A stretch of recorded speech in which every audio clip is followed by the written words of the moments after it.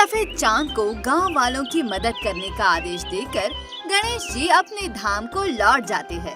अब वह सफेद चांद गांव वालों की खूब मदद करता है। जिस व्यक्ति को अनाज की जरूरत होती है वह सफेद चांद से कभी अनाज तो कभी पैसे मांग लेता। इस चांद को पाकर पूरा गांव गणेश जी का आभारी था। गणेश जी, आपका बहुत बहुत आभार। आपने सफेद चांद दिखाकर हमें बहुत उपकार किया है। सही कहते हो रामू भाई, अगर गणेश जी ना होते तो हम सबन को भूखा मरना पड़ता। दिवाली आने वाली है भैया, चलो उस सफेद चांदवा से चलकर अपने बच्चन के लिए पटाखे, फुलझड़ियाँ और पूरे परिवार के लिए नए नए कपड़े मांग लेते हैं। अब की बार दिवाली का त्योहार ऐसा जोर शोर से मनाएंगे भैया कि ये दुनिया देखत रही जाए। और मिठाई भी तो चाहिए चाचा। मैं तो चंदा मामा से तरह तरह की मिठाइयाँ मांगूंगा। इसके बाद सब गांव वाले चांद के पास जाते हैं और उससे अपने मन मुताबिक चीजें मांगने लगते हैं और चांद खुशी खुशी उन सबकी मदद भी करता है।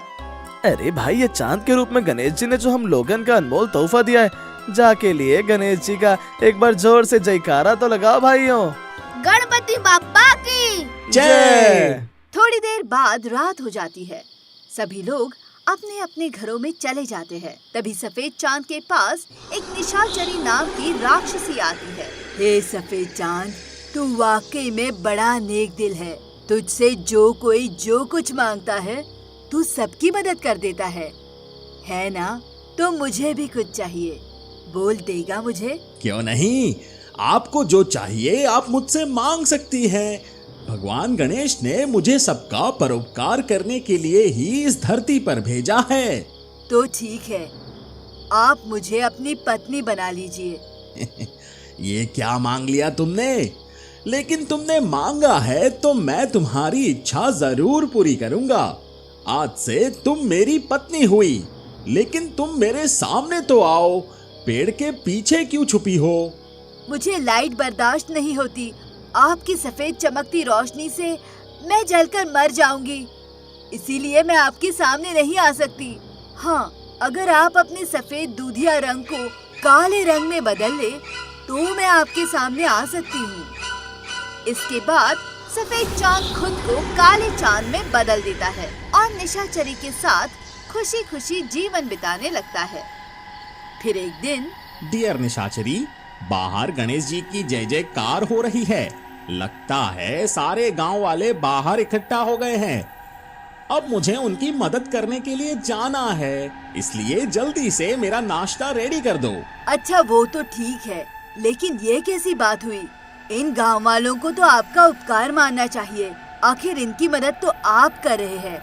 फिर इन गांव वालों को बात बात पर उस गणेश जी का जयकारा लगाने की क्या जरूरत है? तुम सही कहती हो निशाचरी, कभी कभी मैं भी इस बारे में सोचता हूँ। तो आपको इन लोगों से बात करनी चाहिए। जितनी मदद आप इनकी कर रहे हैं, इसके लिए इन लोगों को आपकी पूजा करनी चाहिए। इसके बाद काला चांद गांव वालों के पास जाता है।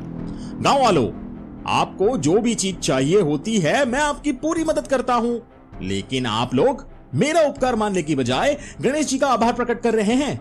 बल्कि आपको आभार तो मेरा प्रकट करना चाहिए, ना कि उस गणेश का। अरे चांद भाई साहब, आभो को गणेश जी बनाए हैं। आप एक काम करो, आप ही भगवान गणेश की जय जयकार लगाओ। चुप करो तुम लोग। अगर मैं तुम लोगों की मदद करता हूँ तो बदले में तुम लोगों को भी मेरी पूजा करनी पड़ेगी, समझे तुम लोग? और अगर ऐसा नहीं करोगे तो आज से मैं किसी की कोई मदद नहीं करूंगा, बल्कि सबको इतना परेशान करूंगा कि सबको अपनी नानी याद आ जाएगी। हे चांद, पिछली बार गणेश जी ने तुम्हें कैसे पटका था, भूल गए क्या? जे ना भूलो कि तुम सिर्फ इस धरती के चांदवा हो, जिसे गणेश जी ने हमार सबकी मदद के लिए बनायो है। तुमने जे सोचा कैसे कि हम सब तोहार पूजा करब? अरे हमार आराध्य तो गणेश जी हैं, तुम नहीं। हाँ, हमारे आराध्य गणेश जी हैं, तुम नहीं। ठीक है, फिर अंजाम भुगतने को तैयार रहो। अब देखता हूँ तुम सब कैसे मनाते हो दिवाली। इसके बाद चांद गुस्से में जोर से दहाड़ता है और 5 चांदों में बदल जाता है। काला, लाल, नीला, हरा और पीला। डियर लालू, इतने सालों बाद तुमसे मिलकर आज मैं बहुत खुश हुआ भाई। देखो आंखें भर आई मेरी। डियर लालू, अब धरती पर करना है हमें आतंक चालू। लालू भाई, तुम्हें अग्नि तत्व की प्रधानता है, इसलिए तुम इन गांव वालों को ऐसी आग में झुलसाओ कि इन्हें इनकी नानी याद आ जाए। ओके कालू भाई, आज भी आप शाहरुख खान से कम नहीं दिखते। कौन सी क्रीम इस्तेमाल करते हो भाई? लेकिन भाई मैं बहुत हॉट हूँ। यह सुनकर काला चांद शर्माने लगता है। अरे तुम भी ना लालू। अच्छा डियर नीलू, यार लालू का काम खत्म होते ही तुम अपना काम शुरू कर देना। इस गांव में इतना पानी भर दो, यहाँ इतनी बाढ़ ला दो कि ये सब लोग उसमें डूब कर मर जाए। ओके भाई। पीलू भाई, जब ये लोग अपना अपना आतंक मचा रहे होंगे तब तुम्हें ऐसा शोर मचाना है, ऐसा शोर मचाना है कि ये सारे गांव वाले बहरे हो जाए। हरू भाई, सबसे पहला काम तो तुम ही को करना है। तुम्हारे ऊपर तो सबसे बड़ी जिम्मेदारी है। हरू भाई उधर देखो, गांव वालों के घर कैसे लाइट, झालर और दीपक से जगमगा रहे हैं। तुम ऐसा आंधी तूफान उड़ाओ कि सबकी झालर, लाइट और दिए बुझ जाए, सब कुछ उड़ जाए। इस दिवाली पूरे गांव में अंधकार फैल जाए। बड़े आए दिवाली मनाने वाले। अब इन्हें पता चलेगा कि इन्होंने किससे पंगा लिया है। इसके बाद हरा चांद गांव में ऐसी आंधी तूफान लाता है कि सजा धजा गांव वीरान सा दिखने लगता है। आंधी तूफान खत्म भी नहीं हो पाया कि तभी लाल चांद के प्रभाव से गांव वालों की तैयार खड़ी फसलें जल जाती है। अपनी फसलों को इस तरह जलता देख गांव वाले रोने बिलखने लगते हैं।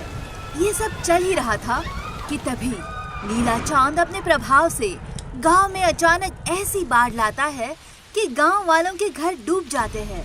गांव वाले कुछ समझ पाते इससे पहले ही नीला चांद अपने प्रभाव से ऐसा तेज भयंकर शोर मचाता है कि गांव वाले अपने कानों पर हाथ रखकर सीधा गणेश जी की मंदिर की तरफ भागते हैं। हमारी फसल बर्बाद हो गई, अब हम और हमारे बच्चे भूखे मरेंगे। गणेश जी, हम सभी के घर डूब चुके हैं, आप ही बताइए अब हम कहाँ जाएं? आपका और माता लक्ष्मी का पूजन कहाँ करें? भगवान जी, इस शोर से मेरे कान फट जाएंगे। भगवान जी, इस भयानक शोर को खत्म करिए। तभी गणेश जी की मूर्ति से चमक निकलने लगती है और गणेश जी की मूर्ति के ललाट से एक लाल रंग का सूरज प्रकट होता है। फिर गणेश जी के हाथों से एक पीला सूर्य प्रकट होता है और उनके पैरों से एक हरा सूर्य प्रकट होता है और उनके पेट से एक नीला सूर्य प्रकट होता है। तभी गणेश मूर्ति से आवाज आती है, गांव वालों, यह मेरे 4 सूर्य हैं जो इन दुष्ट चांदों से लड़ने में आपकी मदद करेंगे। इसके बाद गणेश जी का नीला सूर्य सीधा दुष्ट लाल चांद के पास जाता है। तुम गांव वालों की फसलें जला रहे हो ना, अब मैं तुम पर ऐसी बारिश करूंगा कि तुम्हारी सारी आग ठंडी हो जाएगी। इसके बाद गणेश जी का नीला सूर्य दुष्ट लाल चांद पर तेज बारिश करने लगता है। अरे ब्लू आइज, हिप्नोटाइज, क्या कर रहे हो भाई? नीला सूरज कितना पानी भर के लाए हो भाई, मुझ पर उड़ेलते ही जा रहे हो। मेरी सारी आग तो ठंडी होती जा रही है। You are so cool. बस भी करो भाई, मेरा दी एंड करके मानोगे क्या? इसके बाद लाल चांद की सारी आग ठंडी हो जाती है और वह ब्लास्ट हो जाता है। बहुत शोर मचा रहा है तू, और मुझे शोर बिल्कुल पसंद नहीं है, इसलिए मैं तुझ पर ऐसी आंधी चलाऊंगा कि तेरा शोर इस गांव में टिक ही नहीं पाएगा। अब तेरे शोर को तेरे ही कानों में भर दूंगा। अरे कालू भाई, ये हरा सूर्य कैसी हवा चला रहा है? मैं इतना गला फाड़ के चिल्ला रहा हूँ, लेकिन मेरा सारा शोर मेरे कानों में ही भरता जा रहा है। मेरे कान फट जाएंगे। अरे राम रे, अब मैं क्या करूँ? इसके बाद अपने ही तेज शोर से पीला चांद फट जाता है। उधर गणेश जी के लाल सूर्य के प्रभाव से गांव की बाढ़ का पानी भी सूख जाता है। तभी पीला सूर्य गांव वालों से कहता है, गांव वालों, आप लोग चिंता मत करो, हमारे होते हुए आप दिवाली का त्योहार बड़े अच्छे से मनाओगे। मेरे प्रभाव से अब आपकी जली फसल बिल्कुल ठीक हो चुकी है। आपके घर भी वैसे ही जगमगा गए हैं। अब आप सब जाइए और जाकर धूमधाम से दिवाली का त्योहार मनाइए। गांव में सब कुछ पहले जैसा ठीक हो जाने से काला चांद बेहद भड़क जाता है। तब क्रोध में काला चांद गांव वालों को जिंदा निगलने लगता है। काले चांद के इस कृत्य से गांव में हाहाकार मच जाता है। गांव वाले फिर से भागकर गणेश जी की शरण में पहुंचते हैं। हे विघ्नहर्ता, हे मंगल मूर्ति, हे गणेश भगवान, आपका बनाया हुआ सफेद चांद अहंकार में आकर अब दुष्ट काले चांद में बदल गया है, जो अपनी पत्नी निशाचरी के साथ मिलकर गांव वालों को जिंदा निगलने जा रहा है। कृपया उससे हमारी रक्षा करें। गांव वालों की पुकार सुनकर गणेश जी स्वयं उनके सामने प्रकट हो जाते हैं।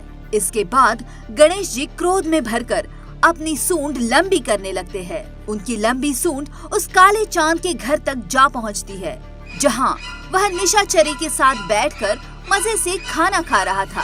सूंड उस काले चांद को बांधकर मंदिर ले जाती है। अजी सुनते हो, खाना छोड़कर कहाँ भागे जा रहे हो? तुम्हें ये कौन खींचे लिए जा रहा है? अरे भाग्यवान, मेरी निशाचरी, तू चिंता मत कर, मैं थोड़ी देर में इन सब का खेल खत्म करके वापस लौटता हूँ। गणेश जी की सूंड काले चांद को गणेश जी के पास खींच लाती है। काला चांद, तू ऐसे नहीं सुधरेगा। मैंने तुझे इन लोगों की मदद के लिए भेजा था और तू इन्हें फिर से परेशान करने लगा। अब गांव वाले ही मुझे बताएं कि मैं इस दुष्ट चांद का अंत कैसे करूं। गणेश जी, इसे अपनी सूंड में जकड़कर इसके टुकड़े टुकड़े कर दीजिए। गणेश जी, इसे पहाड़ी से धकेल कर इसका अंत कर दीजिए। अरे चुप करो तुम सब, बड़े आए मेरा अंत करने वाले। तुम्हें पता भी है कि मैं कितना शक्तिशाली हूँ, और ये बालक गणेश मेरा क्या अंत करेगा? दुष्ट काले चांद, मैंने ही तुझे सारी शक्तियां दी थी इन लोगों की मदद करने के लिए, इसलिए जो शक्तियां मैंने तुझे दी थी वह मैं अब तुझसे वापस लेता हूँ। जरा अब दिखा अपनी शक्ति। अरे गणेश जी, आप तो बुरा मान गए। अरे कहाँ आप और कहाँ मैं? मेरे मजाक को आपने कितना सीरियस ले लिया। अब थूक भी दो यह गुस्सा और मुझे मेरी शक्तियां वापस दे दो। गणेश जी, जिन गांव वालों को मैंने खाया है, मैं उन्हें अभी अपने पेट के दरवाजे खोलकर निकाल देता हूँ। इसके बाद एक एक करके सारे गांव वाले बाहर निकल आते हैं। तभी गुस्से में भरे गणेश जी अपना त्रिशूल उठाते हैं और चांद के पार डालकर उसे चारों तरफ घुमाने लगते हैं। अरे गणेश जी, ये क्या कर रहे हैं? मुझे चक्कर आ रहा है। आप तो खामखा नाराज हो गए। तभी मौका पाकर चांद गणेश जी का त्रिशूल छीन लेता है और गणेश जी की तरफ तान देता है। अब आया ऊंट पहाड़ के नीचे। सुनो गणेश, तुम एक मामूली से बालक हो, मुझसे पंगा मत लो। जहाँ से आए हो चुपचाप लौट जाओ। देखो बच्चे, मेरा गुस्सा तुमने देखा नहीं है। इसके बाद गणेश जी त्रिशूल छीनकर आकाश में उछल जाते हैं और चांद पर अपनी लात से जोरदार प्रहार करते हैं।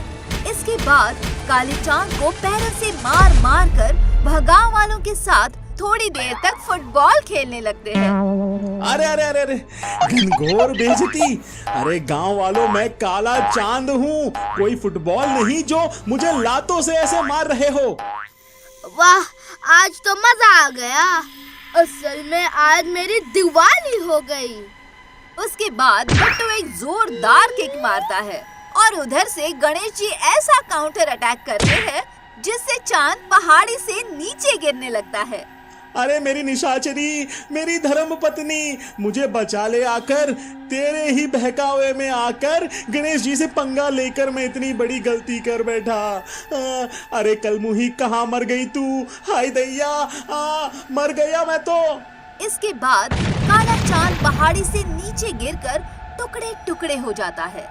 दूर से झाड़ियों से छिपकर निशाचरी चांद का अंत होते हुए देख रही थी। गणेश जी, तुम लोगों ने मुझसे मेरा सुहाग छीना है। अब देखना, दिवाली वाले दिन मैं तुम लोगों को बताऊंगी कि मैं क्या चीज हूँ। दिवाली से 2 दिन पहले शाम को धनतेरस के दिन निशाचरी पूरे गांव में अंधकार फैला देती है। इतना काला अंधेरा अपने जीवन में पहली बार देखे हूँ। ऐसा लग रहा है जैसे किसी ने जे अंधेरा जानबूझकर फैलाया है। ना तो कौनो लाइट काम कर रही और ना ही झालरें जल रही है। सुबह होने के बावजूद गांव में अगले दिन सूरज नहीं निकलता। बल्कि निशाचरी के प्रभाव से अंधेरा ही छाया रहता है। दिवाली वाले दिन लोग गणेश, लक्ष्मी की पूजा करना चाह रहे थे, लेकिन घोर अंधकार के कारण पूजा करना संभव नहीं था। पूरा गांव घबराकर गणेश जी को पुकारने लगता है। ये कैसी माया है भगवान गणेश, 3 दिन हो गए हमने सूर्य देवता के दर्शन नहीं करो, पूरे गांव में अंधेरों फैल गया है। आज दिवाली का दिन है, आप ही बताओ हम आपकी और माता लक्ष्मी की पूजा कैसे करें। तभी आकाशवाणी होती है। प्रिय भक्तों, यदि आप इस अंधेरे से छुटकारा पाना चाहते हो तो आपके पूरे गांव में हर घर, हर गली और हर नुक्कड़ में इतने दीपक जलाने होंगे कि दीपक की तेज रोशनी से आपका गांव जगमगा उठे, क्योंकि निशाचरी नामक राक्षसी जो काले चांद की पत्नी है वह रोशनी को सहन नहीं कर सकती। क्योंकि निशाचरी नामक राक्षसी जो काले चांद की पत्नी है वह रोशनी को सहन नहीं कर सकती। इसके बाद सारे गांव वाले मिलकर हर गली, हर नुक्कड़, हर जगह पूरे गांव में दीपक जला देते हैं, जिससे पूरे गांव में रोशनी ही रोशनी फैल जाती है। जैसे ही जगमगाते दीपकों की रोशनी निशाचरी पर पड़ती है, वह वही जलकर राख हो जाती है। दुष्ट चांद और उसकी पत्नी निशाचरी के खत्म हो जाने पर पूरा गांव बड़ी धूमधाम से दिवाली मनाता है।